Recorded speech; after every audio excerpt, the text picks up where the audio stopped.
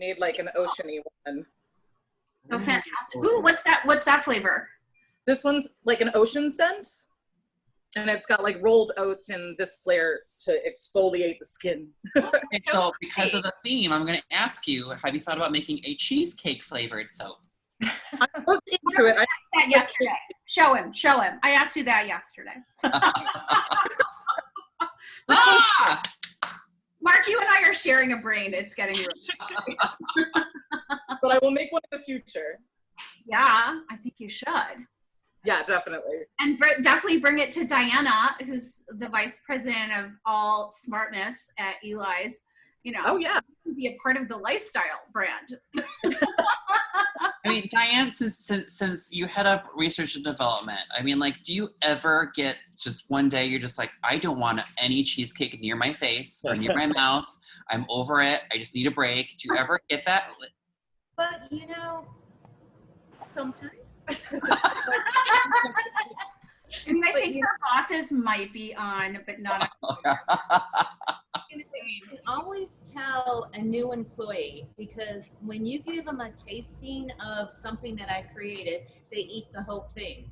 And then after a couple months into their job, they've gained 15 pounds. And then they learn how to just taste products. So that's what I do. I just learn to just taste it, get what I get off of it, and then be done with it and move on. So. Yeah, I still haven't developed that. Just like tasting wines. Oh, we're going to taste 100 wines today. So make sure you spit. I'm like, no, why? Diana, maybe Mark has done it. I mean, when I worked for Lettuce Entertain You and we did a tasting for a new restaurant concept, we had to provide a spit thing for the partners that would taste the new dishes. I'd never seen that before anywhere else. I mean, no French or Italian would do that. But when I do present to large companies and I have a spread of desserts that I'm going to show, they all have spit cups. So it's just way too many products to eat. Right. And then is there a really chic version of that? Because, you know, in French, if it's for wine, we have spittoon, but we also can say, do you have a crachoir for me? Is there is there a food equivalent for the chic version of a spit cup for cheesecake? No, it's just get a paper cup. Yeah, no. If you use a quart container, it just won't be that cute. It's not a clear glass. Yeah. Mm-hmm. Karen Bloom. Hi. Like I haven't seen you here, and I'm so happy you're here. I know, I'm glad to be here. I missed everybody's beautiful faces. So Alana put up in the chats some really cool pictures, historical pictures, because I know you're in it, not necessarily for the cheesecake today, but for the fun stories and the history, and it's pretty amazing history, a lot of which I didn't know, so I feel like I failed as a Chicagoan, but now I'm going to get my cred back today. Excellent. That's great. Hi, Margaret. Hey, Chef. Hi, Margaret. Margaret. How are you? So good. Are you just making vats and vats of fried chicken for your pop-up? That's tomorrow, but yes, getting ready. fried chicken cheesecake. So do you with just the have to do waffle one? crust. Yes. Do you do these pop-ups? Do you get into their kitchen to cook the day before, or how long does it usually? I like to get in at least one day before, but ideally 2 days before, because true story, Indian food tastes better 2 days if you cook it earlier. Really? Yeah. So is everything sold out already? Is the fried chicken sold out?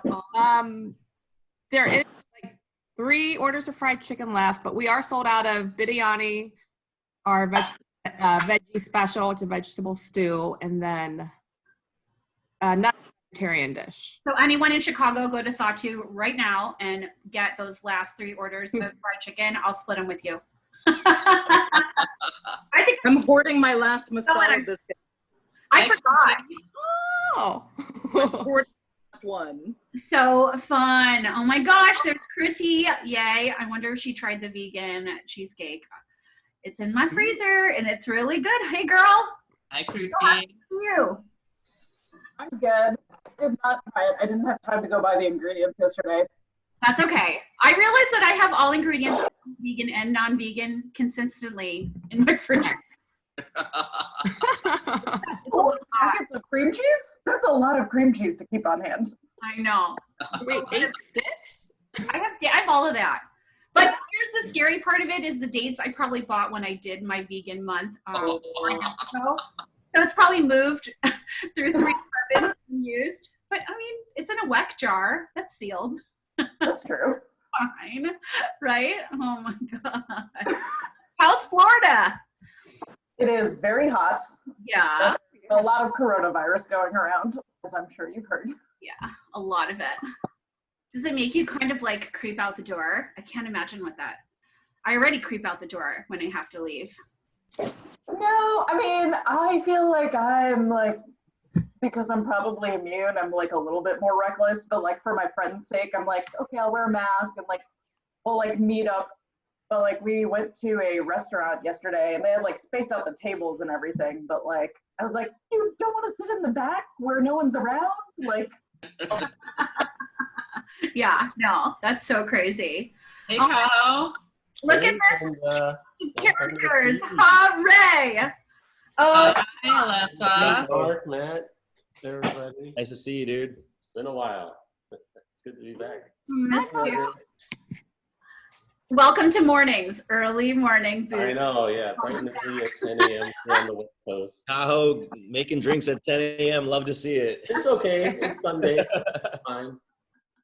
Hey, Tokaha, what's this cheesecake cocktail that you made the other night? It looked so good. Oh, yeah. It was influenced by you, but like I just tried to make it more desserty with like mint syrup and chocolate liqueur. And, I did like a piney gin to make it more like Christmassy. So. Nice. Oh. Such a fun theme. I think that's so super cool. Alessa, I haven't seen you in so long. Hi.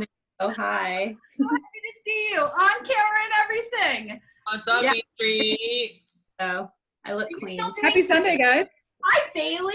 Welcome. Hi, Gabe. Oh my gosh. This is so fun. Well, we're right at about 12:02, so I'm ready to get started. We are not posting this to Facebook nor YouTube today. We're recording and we're going to put it in other places. So if you want to turn the video off and fix your hair, we won't be offended. But this is the premiere episode of season 2. We decided to call it episode 19 because I'm going to take credit for that 19 hours of footage that we put together. This is the 19th one since the pandemic started in March, and we titled this one Cheesecake for President. And we are so excited to have amazing guests today, and also, as we do every week, to thank the more than 40 chefs, restaurateurs, bartenders, and small business owners who have joined us in the past and continue to support us. I know that just about everyone here is working so hard to save their business, so we're still thinking about them and checking in with them and trying not to bother them too much because, you know, like, doing a brunch is not really on the top of their list right now. And I wanted to announce, if you haven't seen it already, right now, all of our episodes, every single recipe, so that I don't have to play with Bitly anymore, because frankly, I was not very good at making links, as many as you know. I receive a lot of sort of crisis emails in the morning on a Sunday, people not being able to download the recipe, but now every single thing is there in posterity. So if you go to belindachang.com and click that tab for virtual Boozy Brunch, everything at your fingertips in perpetuity. I think that's a lot of fun, and I'm excited that Bailey has joined the team, Bailey Street, who is here somewhere, and helped us put all of that together. So that is super cool. The other thing I want to thank everyone for is for all these amazing social media posts. I don't know, but we save all of those in a big repository as well, and it's just so much fun to see you cooking along with the chefs that we've had and these amazing personalities and making their drinks. I know that they love it. So if you do it, please do hashtag virtual Boozy Brunch, as we're building kind of a really nice library and archive of how we spent our Sundays during the pandemic. Someone brought up that maybe we turn that into like a Studs Terkel kind of radio show, but stay tuned for that. I mean, because I got a lot of free time. I don't know if that's going to happen, but here we are. Welcome back. And I want to send it over to my co-host, the epic, and now back at the bar at Mito Kaya. So no longer furloughed. Now he's back in action. So you got to go see him so he can do what he does best and make incredible cocktails. Although I would argue maybe what he does best is co-host. So Matt, take it away. Thanks, B. Hi, everyone. So dope to be back. So nice to see so many familiar faces. I missed everyone. And yeah, if you guys want, come by Mito Kaya. We only have patio seating, but I'll whip you guys up some drinks. They are good. So cool. Just a fresh reminder for everyone, since it has been a while, there's 3 things I need to tell everyone before we dive into this week's guest. So first thing, the chats are your friend as usual. So use it to conversate with your fellow brunchers right there on the right-hand side of your screen. If you have a question for our featured guest, you can type it in. Did I point this way? Am I pointing the right way, or is it that way? The way you're doing right now. No, the other way. That way. Okay, go that way. Every week I say go this way, and I wonder if people are just confused. It's that way. Yeah, so this way is where the chat is. And if you have a question for our featured guest, you can type it in there. You'll be spotlighted how I am right now, and you'll be able to ask your question live. And speaking of live, we work hard to make this feel like we are together at a pre-COVID brunch. So if you make a dish, we'd like to see it. If you have a question about making your cocktail, you can ask us. And if you're proud of today's brunch outfit, do a little spin and show it off to your friends who we are. And lastly, thank you for continuing to join us during this really crazy time. I know that it's tempting with the nice weather to not social distance all summer, but we appreciate everyone continuing to stay home and finding ways to be together virtually, and even if you're in person, social distancing responsibly. So this is a safe and evergreen space for all, and thank you everyone for continuing to support and continuing to come in. Matt, can I also shout out how good you are at this, in that you've all probably watched your favorite news anchors and things like that, and you can see when they're reading the teleprompter. And I don't know how he does it. We'll have to find out what his secret is. But when you're looking at our rundown, we do a very detailed minute-by-minute notes and schedule of what we're going to do each episode. You can't even tell, right? I mean, he's so many compliments today. I feel so loved being back with everyone. So today we have another amazing episode. We have some incredible guests. Today it's all about cheesecake. So every episode we have a drink segment, a food segment, and a lifestyle or learning segment. We're going to start off with drinks today. So B is going to make a Boozy cheesecake drink with Eli's cubies, which I don't even know if I have enough anymore to make a drink. They're so delicious. Annika knows about that. Everyone ate them. What are we going to do? If you have any left over, save them and we'll get our drink on as we always do. Next, we're going to have our food segment. So we are making Eli's secret recipe, original Chicago style cheesecake with the ultimate cheesecake technical guru. And we also sent out a vegan option for all those plant-based brunchers out there. So get your oven heated, get prepared, get your crust cooled, and your spring form pans ready. And then finally, we have some amazing women here who run this legendary family-owned business. They're going to talk to us about the day-to-day operations of Eli's Cheesecake, the history of the brand, the secrets of success of this global brand that started right here in Chicago with one single restaurant. So super excited for all of these amazing women and to eat some cheesecake. I'm so full of cheese, but I'm ready for more. And yeah, let's get season 2 on its way. Let's do it, B. So before we start, and I know we're ready to drink, but I mean, I already opened some wine. No one's surprised about that. I just wanted to share that the Chang family, so I grew up in Palatine, Illinois, so northwest, about 20 miles outside of the city. And what we got a really great report card, and I shared this with Alana and Diana earlier, is there would be a chocolate chip cheesecake that I'm pretty sure from Eli's that I think we bought from Jewel generally. There was no Mariano's at the time.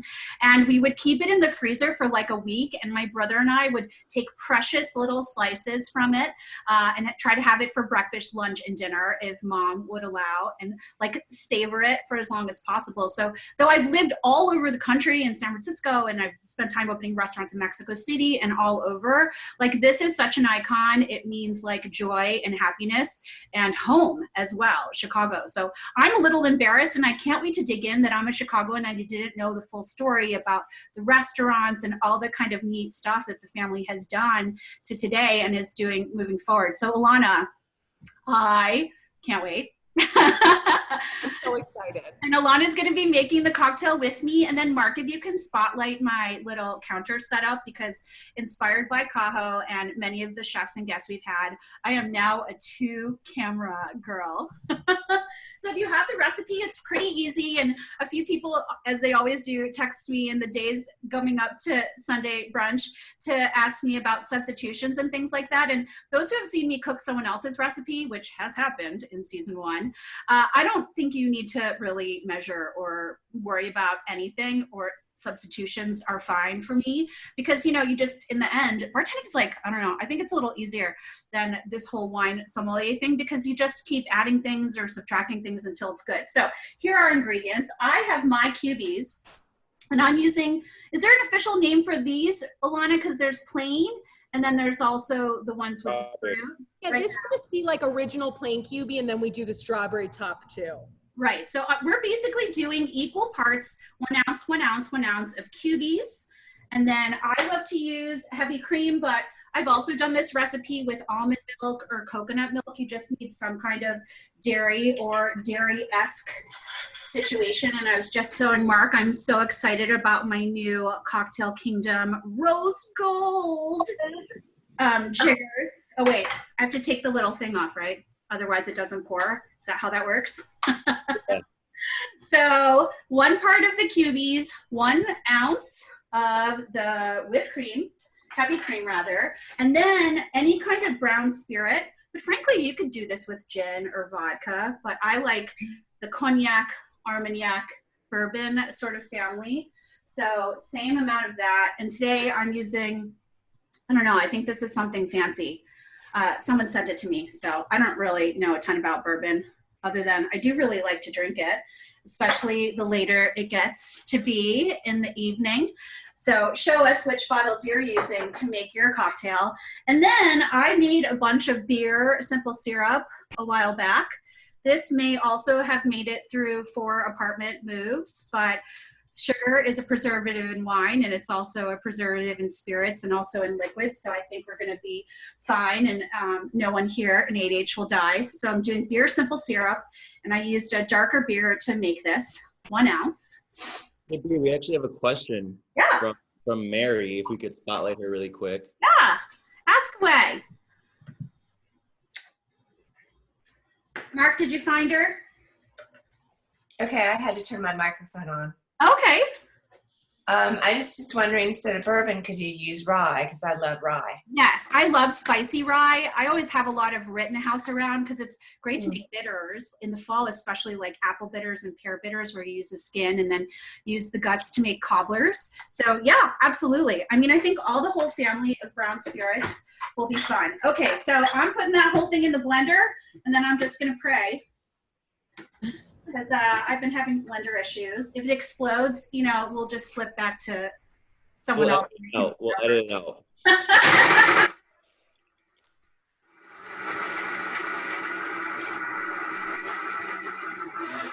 All right, so you blend as long as you like. And then I'm gonna use my fancy new strainer and strain into my chilled cocktail coupe, but glass is fine. Let's see what we end up with. It's something we'd want to drink.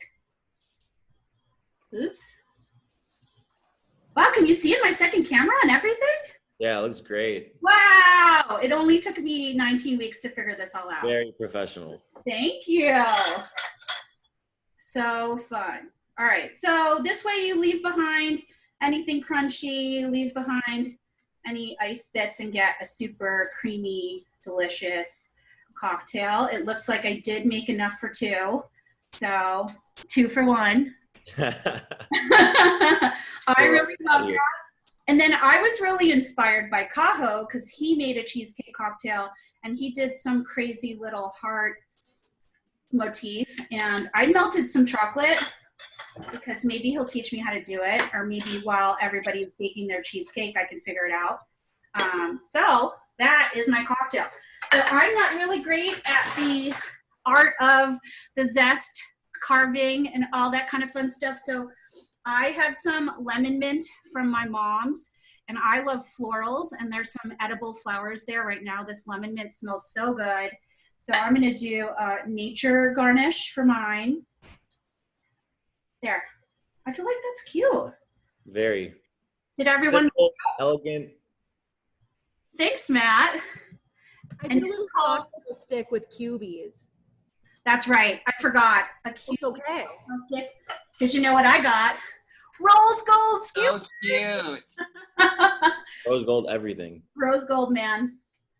I mean, I'm so into it. So 3 for luck. There we go. I'm gonna do a double garnish. Whoop. Wow. That's legit, Belinda. Thank you. Also, yum. That's my first bite of cheesecake, and I've been dreaming of it for a week now. So I'm gonna go ahead and. Who's got a squeeze bottle going? What's happening? What's happening over there? Okay, you gotta spotlight that, Mark. See, look at this. Oh, wow. Next level, baby. Gonna do a little pattern here. Wow. That's so good. I'm gonna subscribe to the cocktail garnish kit. He wants to put something out monthly. I'll get a group together. And the purchase will come with a free Zoom. Oh, look what's happening. Oh. Amazing. Food influencers out there in the crew, this is the one to watch. Wow. So just a quick little Fun. design there. That's amazing. Do you like it, Alana? How did I do? Did I do the cubies justice? It's so good. Yeah, let's see everyone's cocktail. How does it taste? Really good. Delicious. Yeah, yours looks nice. Oh, we've got Ed. Ed, hey, how does it taste? Tastes really good. I want to put some ice cream in it now. Oh. A Maybe little a little bit of booze. whipped cream, the whole bit. Right? Well, All I right. like to drink everything. If I could do a total liquid diet and get away with it, I would. Oh, wait, you can't do that. It's called a juice cleanse, right? So here's what Dustin made. Oh, wow, with the black and white cookie. That's so New York. I think that's so much fun. Good job, Dustin. Well, the drink portion for today, that's what we have planned. You might hear me blending in the background and doing this again because it's quite delicious. But as we always do, we do a little drink, we do a little eat. So now we're going to do baking/cooking. So Matt, I'm going to hand it over to you. Yes, I am so excited for our next guest. Just reading this, which I don't know if you haven't gotten this yet, please get it. It's amazing seeing all these crazy pictures of Eli's in the past and stuff.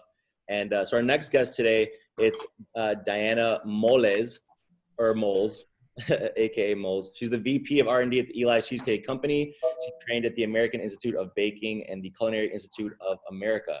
So we're so excited to learn about the recipe that Eli developed, what makes this particular style of cheesecake different from the other ones and so special, and the science behind each step. So let's introduce Diana and let's ask her some questions and find out some really cool details. So spotlight her real quick. There you go. Hey, Deanna, how's it going? Hi, everyone. Really good. I'm Awesome. already- So I want to ask you something really quick before we just jump off into everything. You know, Belinda and I were talking about this before, but there's so many different styles of cheesecake. You know, there's like New York style, there's Philly style, and obviously Eli's does kind of think invented the Chicago style. So what is the biggest difference between you know, Chicago style, Eli's style, and the other different styles out there? What makes this stand out? Well, there's a couple of things. So Eli's is a creamy cheesecake that of like soft served ice cream. And Eli's is also baked on an all butter cookie crust. So that kind of sets us apart from the other states like New York. Yeah. New York and that part is they use different types of cheese and they have a drier texture, which is not bad, but where Eli's is super creamy, you really get all the dairy notes coming from our cheesecake. They're very different, but yes, we did develop Eli Schulman developed the Chicago style cheesecake. He definitely did. So He developed it, and now you are just kind of like helping perfect it and moving it forward, right? Yes, I'm just yes. So Eli definitely developed it, and then we came out with so many different flavors. You know, I think in my lifetime here at Eli's, we probably came up with 500 different flavors, different ways. I don't think I've So- ever had a cheesecake from Eli's that I didn't like. So you guys are doing something right. Keep on pumping out the flavors. So what are we doing today, Diana? Can you walk us through that? So today I'm going to show you how to make that original cheesecake, original plain cheesecake. From the start where we have our shortbread dough. And I know that some of you already made the dough and have it prepared. So I was just going to kind of briefly go over that. And then I'm going to show you how to make the batter and kind of go over some techniques and baking techniques and things like that, how to achieve that Eli's cheesecake. Now, Eli's cheesecake is baked in a hot oven, where traditionally cheesecakes are baked in a water bath. But here's where Eli broke all the rules for baking, and we go right into a hot oven. So I want to kind of explain how that works, and then show you how to cut a cheesecake. So there's a lot of things about cheesecake today that we all need to learn about, right? Absolutely. I think we're all really excited. Yeah. Okay, so I'll start with the shortbread crust, which is your simple shortbread crust, and it's just butter, creaming the ingredients. I already rolled my dough out, and I'm going to be working with a 9-inch removable bottom pan, and I'll talk a little bit about the pan here in a minute. But I'm just gonna, you just kind of get your form, cut out your circle to the size of the pan that you're going to be using. Now, you can use any form as you want, any vessel, anything you want to bake in. You can do that with this cheesecake. It's really easy to do. In my case, I'm doing a 9-inch and a 9-inch pan, where now I have my dough, my disc, and I'm going to just take a fork and I'm going to dock. Now all docking means is that I'm allowing holes in the dough so that steam can bake out, and that you don't have any kind of bubbles after baking. So you get a nice level crust and an even browning in the oven as well. So we just kind of dock it. Is that something that you can recommend doing with, like, is this specific to cheesecakes, or this is kind of like a secret little baking method that would work? I'm not really a baker guy, so if that is something that's common knowledge, I'm sorry. Okay. You're making cookies and things like that, definitely you can dock the dough. But sometimes having the whole marks on top of your cookie might not be pleasing to some people, so it's okay. But this is like when you're baking in this crust, you just want, and I'm going to show you, here's one that's already done. You just want it to be nice and level on the top. So if you had a big air bubble or gas bubble from the dough or the steam, once you put the cheesecake batter on top, it will just break that bubble, and kind of you would lose that texture that you would like to get from your shortbread when you're eating the two together. So, but after you bake it, you have this really nice crispy crust that we're getting a nice color on it. And now you do have some dough left over. So this dough that you have left over, you can turn them into small, now here's where you can just roll them out.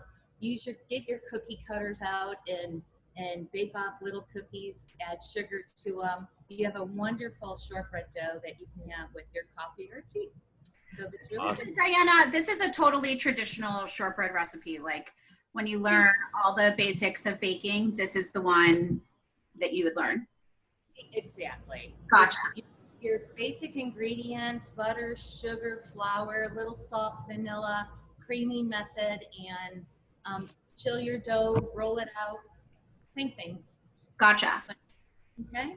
So assuming everyone got their crust successfully baked, I personally didn't, but I'm going to do it after.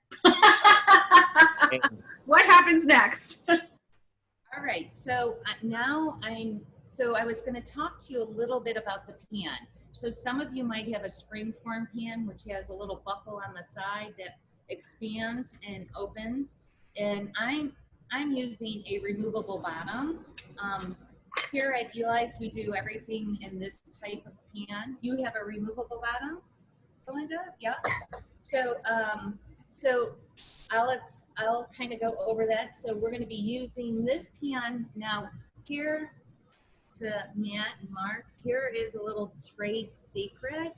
I have just vegetable oil right here, and I have some flour, and I'm just going to add a little bit of flour to my oil, and I'm going to just blend these two together. And this is going to add. What did she screw up?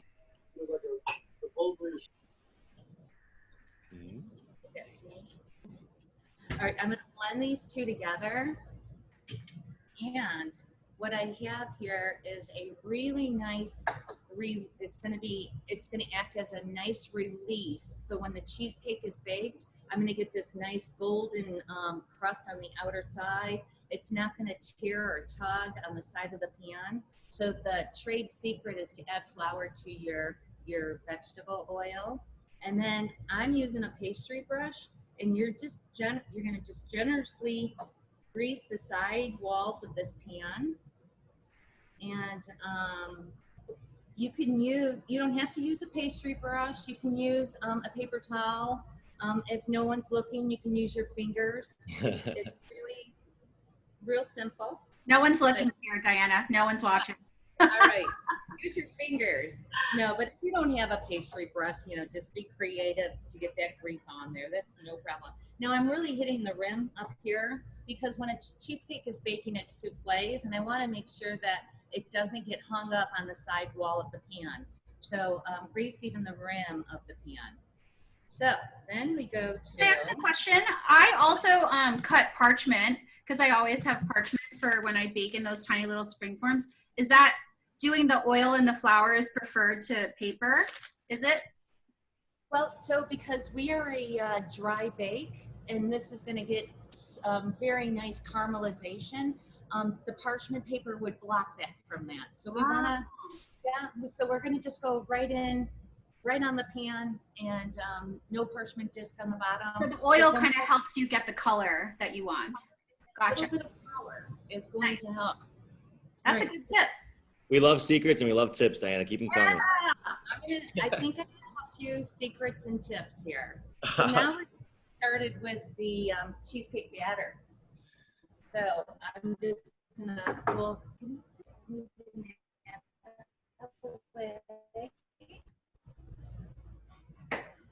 I'm hours, and I hope that all of you at home have been tempering your ingredients, because that is the #1 tip in this whole segment here is about room temperature ingredients. So that is key to a very successful cheesecake. So I'm getting all my ingredients.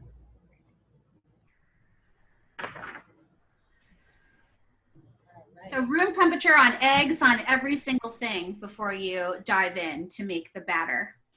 And everything. So we have, all right, so let's talk a little bit about the cream cheese. So cream cheese is the backbone to a cheesecake. I'm a research chef, so I think of things in percentages. So when I look at a recipe, I'm not looking at the quantities, I'm looking at more the percentage.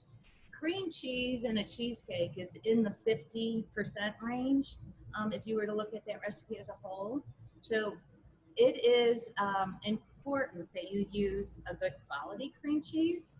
And so what I would like to say is, like, have your recipe, go to the grocery store, buy your cream cheese, write the name that you wrote, that cream cheese that you bought, make your cheesecake, see how you like it, make a little note next to your recipe. Next time, try another recipe, try another cheese, and then try to figure out what cheese you like the best for your cheesecake, because all cheeses are different. And that's one thing that I did learn here working at Eli's. So Bailey has a question. B Street. I always have questions. But I was just wondering if there's any particular brands that we should look out for in the grocery store. Well, your common one is, you know, the Philadelphia craft cream cheese. That's the one. Even your private label cream cheese you can try. And then you can, you know, see your specialty stores, Trader Joe's, Whole Foods, those, they have usually their cream cheese. So, but that's where you start experimenting which cheese you like the best. Yeah. And then write that on your recipe. So the next time you go to make that cake, you know that you really particularly like this brand or this kind. So important, because it is over 50% of the recipe. So Diana, it's Alana. I have a follow-up question for you. So we use a very specific kind of cream cheese, and that process of finding that was very long, right? And kind of testing it at every moment, there was a certain time period to see the culture notes and things like that. Well, yes, that was back in the day when we were making cheesecakes, and we were producing probably at that time only about, I would say maybe 6,000 cheesecakes a day, which now we're up to about 20,000 a day. Oh my God. Wow. We were seeing different attributes at different times of the year, and it really came down to what the cow was eating at that time. And so then we started working with our suppliers, and we had to really we had to be able to make this product all year round, regardless of what the cow was eating. So we really worked hard with our suppliers, and we were able to develop a special formula just for Eli's. So, and believe me, it is hard to find a substitute for that cream cheese that we have for manufacturing. I'm talking about, not for home use. Well, Diana, I think we've got everyone caught up to you. So let's get this cheesecake into the oven. I'm so excited. What happens next? All right, so what I'm gonna do, I have the sugar, the flour, and the salt. Again, I'm going to put that in a bigger bowl, and I'm just gonna blend all those ingredients together. And then this way your flour won't lump up on you at all. Now, let's just kind of talk. I'm gonna get this going as I'm talking. Sugar is going to give you a couple, there's a couple functions for sugar, right? One is sweetness, and the other is browning.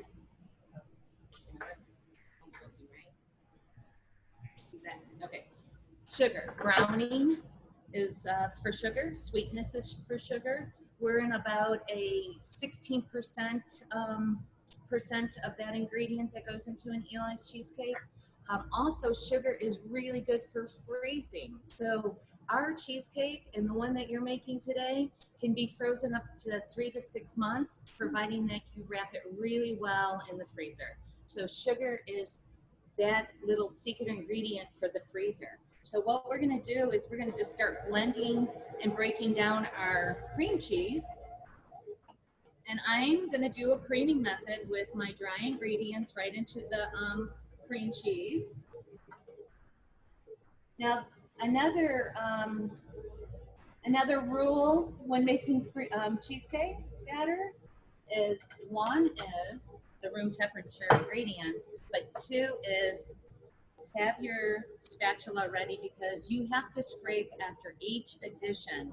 The smoother the batter, the creamier, the lighter, the better the cheesecake, the better for baking, and the better for mouthfeel. So if you were to start with, if you just took your ingredients right out of the freezer or refrigerator and you just started making it, you wouldn't have that nice volume that you would get with room temperature ingredients. You get kind of a slacky batter, hardly any air incorporated into your batter.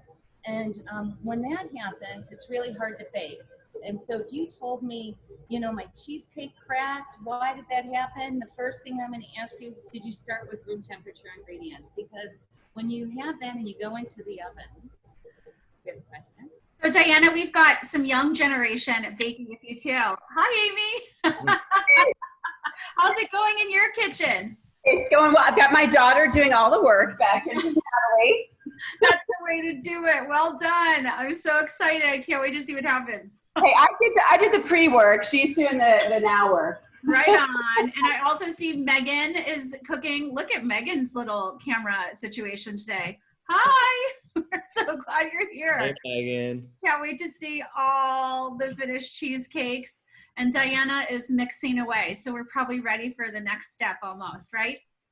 Yes, we are. So we're going to get this really nice and fluffy and great. I'm going to start getting my eggs ready, which we have 2 eggs and 1 yolk. And eggs are really, well, they're going to be what gives you your texture. And this beautiful yolk is going to give us that beautiful hint of yellow color in your batter. And it also has a really nice mouthfeel. So I'm just going to get my yolk out of here. Get my eggs ready.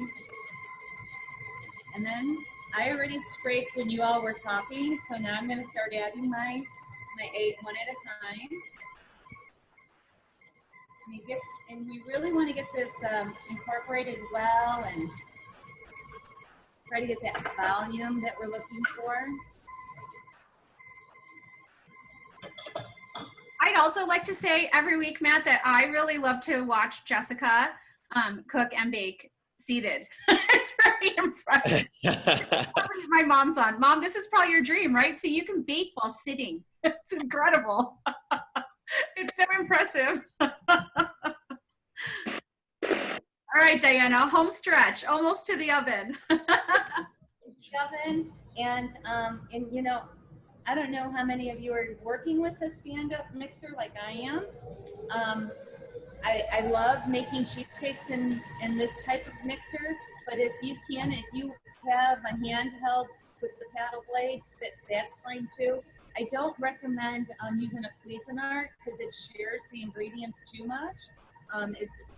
You really want to keep your you really want the paddle mixer to pump the air into your batter, where a Cuisinart wouldn't do that for you. It would really just share your ingredients and give you a slacky texture. I mean, look at this. This is impressive. We've got a lot of kitchens today. I love it. Now I'm using a good quality vanilla, Madagascar vanilla from Nielsen Massey, one of the best vanillas out there. Again, I can't stress, when making your cheesecake, good quality ingredients are really important because that really defines the output of what you're going to get. So use a good quality vanilla. I always say, you know, if you use an artificial vanilla, your cheesecake might taste a little bit like Dairy Queen soft serve ice cream. That's not entirely bad. When I was a child, it brings back memories, but it does have that flavor. So we're now going to add the sour cream. Sour cream is we're using a cultured sour cream. Some of my favorite sour creams in the grocery store is Daisy. Daisy, I did a lot of work with Daisy sour cream. I have it. It's so good. It is really, I love Daisy sour cream, and Breakstone's pretty good too. The nice thickness of their sour cream really gives you the nice body to the finished batter here too. So sour cream is going to give you that dairy note, that culture note in the finished product, which is really nice. Some people use heavy cream in this stage if they don't care for those dairy notes or the culture notes. But Eli's is all about the culture notes and the dairy notes. So I am just about done here, and this batter's looking beautiful. We got our volume. So I got my pan all ready to go. We're going to go into the a 375 degree oven. Now, when we go into the oven, everyone's oven bakes really differently. So You're going to have to keep an eye on it. At 375 degrees, there might be some hot spots. So you might have to rotate your cheesecake slightly if you see a hot spot on top of your cake. So just slightly close your oven door. Yeah. This is what our batter looks like. It looks so good. I can smell it and taste it from So here. creamy. Yeah. So that's creamy. Beautiful. Looks like soft served ice cream, right? Does. So I already greased my pan. I'm all ready to go right into this. Look how, like this, full effect. So Diana, thinking ahead for such a minute, I mean, I've seen my mom make cheesecakes where there's like water baths and all kinds of really intricate setups, like bain-maries for the cheesecake. Do we need to do anything like that? I didn't see anything like that in the recipe. No, and that is what makes Eli so different from the rest, is because we go right into the oven, a dry bake, and we're going in a very hot oven for cheesecakes. So that's where he broke all the rules when it came to cheesecake. So usually, typically, you are baking in a water bath or bain-marie or what have you. That really controls the baking of it, and it gives you a whole totally different texture. So the texture of Eli's is like firmer on the outer edge, and then it gets really creamy towards the center. So that's the difference. So we're going into a hot oven, and so we don't have to worry about a water bath and wrapping our pan in foil. We're just going to go right into the oven with this. Now, I am going to clean it out with my offset spatula because it's so, the color is even light. When you know you have the right consistency, you have a nice pale yellow color. You also can see the marks from your spatula, means you did good. You don't see any lumps, means you scraped. So these are all things that you need to know when you're making a cheesecake. I'm learning so much. I was like a -3 level baker, and now I think I'm at like a 0 or like a half. I feel good about it. Diana, I was wondering if you wanted to do like a flavor infused cheesecake, like maybe add like lemon zest or like maybe some bourbon to it. At what point in the recipe of the mixing would you do that? Good question. If you were going to do a lemon zest, I would add it to the sugar stage. So I would disperse that lemon zest and really, like when I work with lemon zest and sugar, I kind of rub the zest with the sugar, and it really brings out the oils of the lemon zest, and then throw it into that creaming stage for that. On the bourbon stage, I would add that right after my egg. Right after I add the eggs, that's when I add the vanilla. So you would add the liquor or liqueur at that time too, or even at the end. Diana, is there a boozy cheesecake? I guess you'd still have to cook out the alcohol, right? Because my tendency is to drench everything in something. Champagne, cognac. So with these, it would have to be some kind of like syrup or something, right? That would go in after the fact or on top. So we have done a Bailey's or an eggnog with bourbon, Oak Grandad. Yeah. And we actually use the real liquor for that. But I did find that you're right, it does cook out, and we might need to hit it with a little extract, a flavoring extract that I would have a company make for us, a flavoring company, just to kind of carry that flavor through the baking process, and it's still there. But a lot of the times I will do it in the mousse or the whipped cream or something. I'll incorporate it that way as well. I love that. You're the queen of cheesecakes. So you can be like, hey, Hennessy, I need a little XO extract, please, for our cheesecakes. Yes. We're all good here. And like I said, we're going to go in a 375 degree oven. And I'm just going to go ahead and put this in here. And so everyone who's putting this in right now, you're going to set the timer for how long for this first stage? 40 minutes. Okay, got it. And then 40 minutes with maybe turn it once or twice, right? Exactly. Great. You might have, you might have a hot spot in your oven, so you want to make sure that you're watching it and still, keep the color evenly baking across the top. Now, I already have mine done. Magic of TV. So, another little trick. Me too. Mine came out real great. I even baked it with paper in between the slices. That looks really nice. It looks like you wrote that one. I think the texture is just as you described. When it comes out of the oven, so we're going to go 375, 40 minutes, turn it once or twice, open, ajar your oven, go to 250, leave it in there for 15 minutes at 250. We're kind of like, now we're kind of taking it up to temp. We're trying to get it to room temp. Open your oven totally, turn off the oven, let it rest in the oven, and then bring it out on your counter.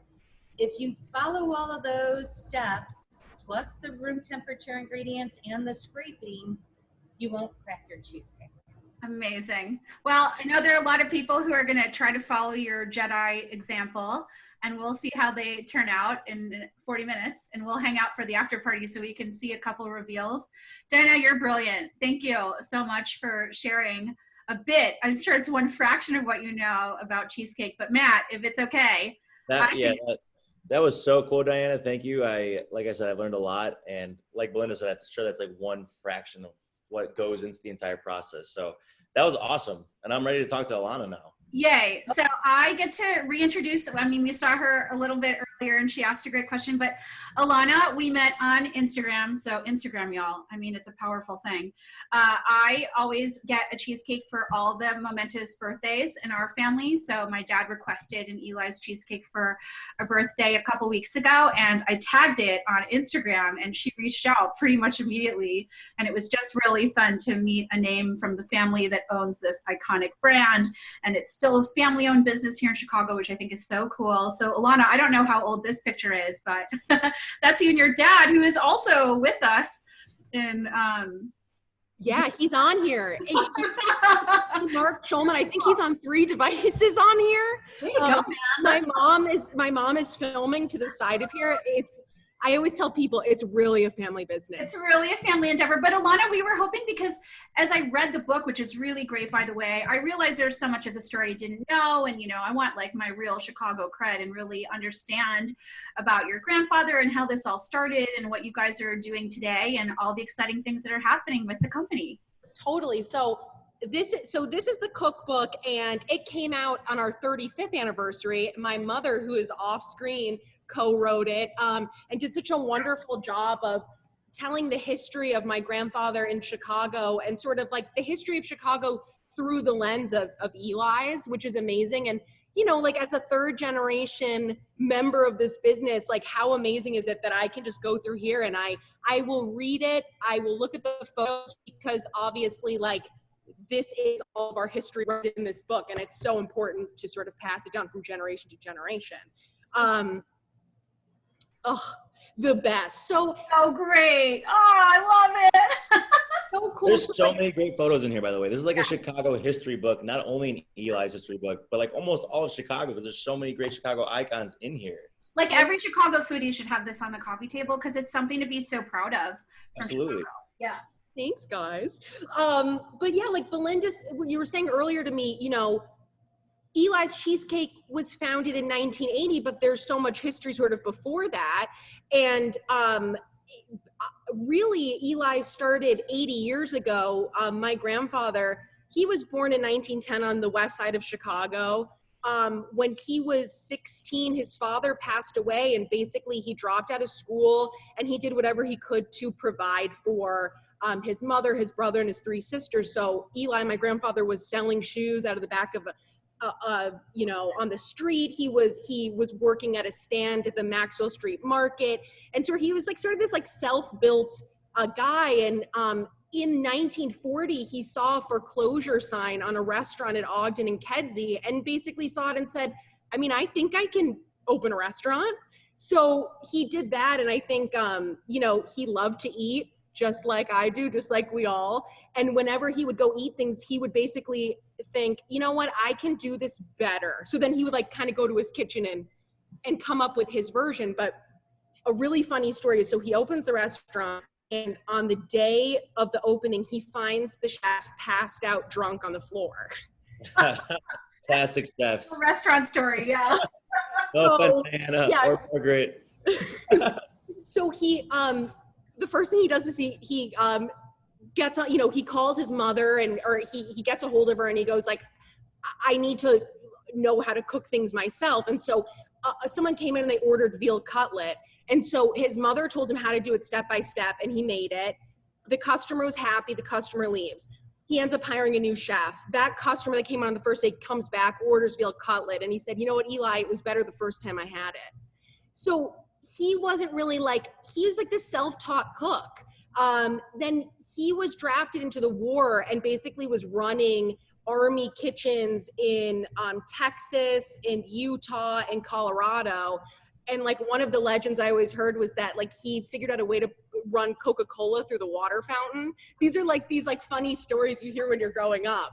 And then basically when he came back, he sort of moved the Ogden Huddle to Argyle Street, and then he had a deli, which is some of the photos you showed, on Oak Street, called Eli Stage Delicatessen. So at that time on Oak Street, there was Mr. Kelly's down the way, which was this like iconic sort of like music and comedy club. So you would get all these celebrities coming through, and then they would come to Eli's and they would have like a corned beef sandwich. There was like a giant slab of halava with a knife, and you would just like cut it off, and they would like weigh it and give it to you. And so there's like an amazing photo of Barbara Streisand, like very early on in her career, like there tasting the pastrami and saying that it was the best. And so like, it's kind of amazing to see these legendary figures that kind of came through. Alana, we should tell everyone at the very top of the chats when we just started earlier today, Alana attached a bunch of really great photos. So if you don't have the book, they're really fun. I mean, I kind of want to make a couple of them into posters. They're so great. We could do that for you.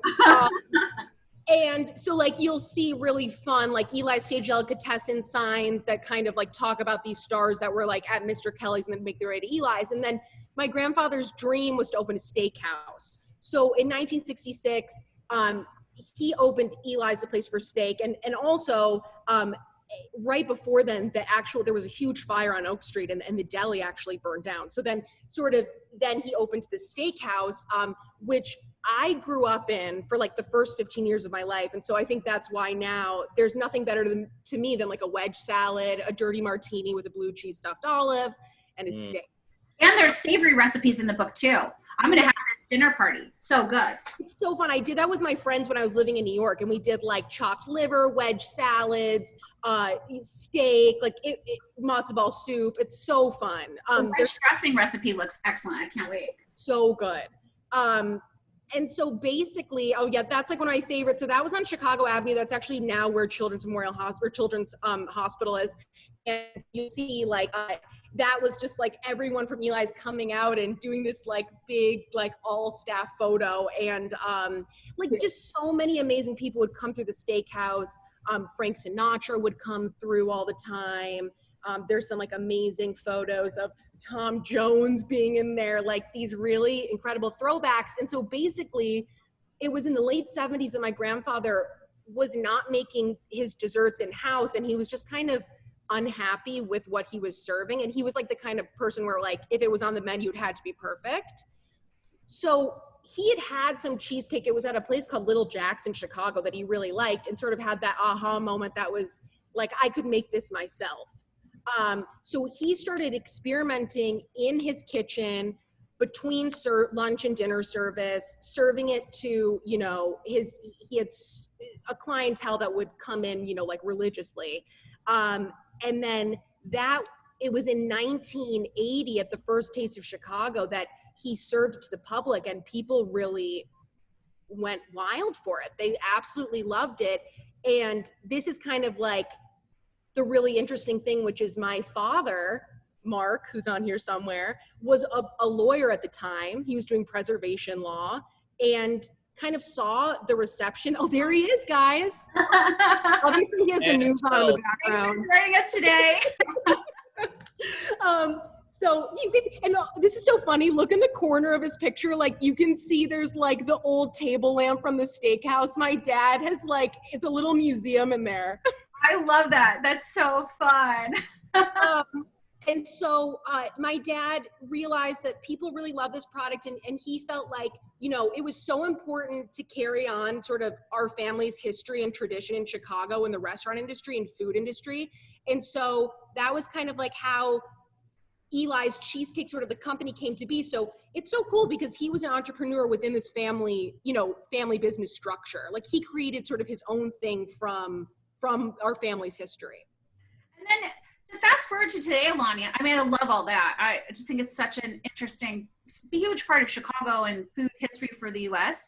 So to fast forward today, I love that it's a third generation, you know, now involved in the business. And what are the kinds of things that, you know, you guys are doing as a great iconic sort of food business, you know, to help the community and also support in so many ways? Because I know all of us are really curious about that. And, you know, we love to support brands that also support all the great organizations out there.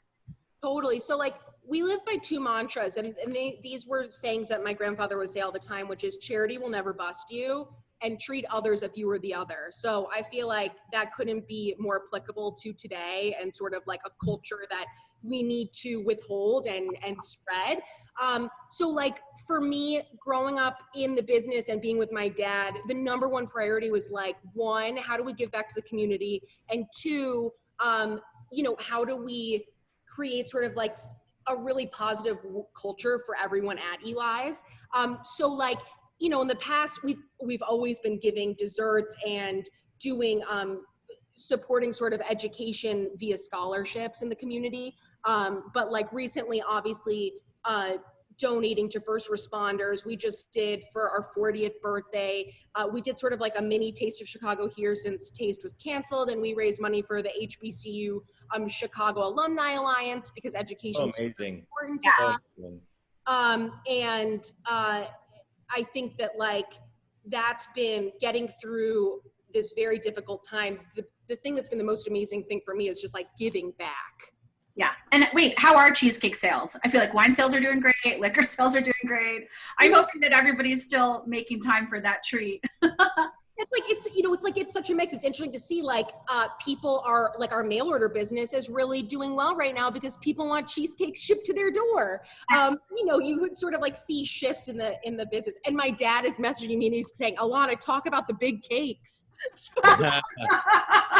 our favorite thing. So you saw like we did like Hillary Clinton's 50th birthday cake. We've done multiple cakes for President Obama.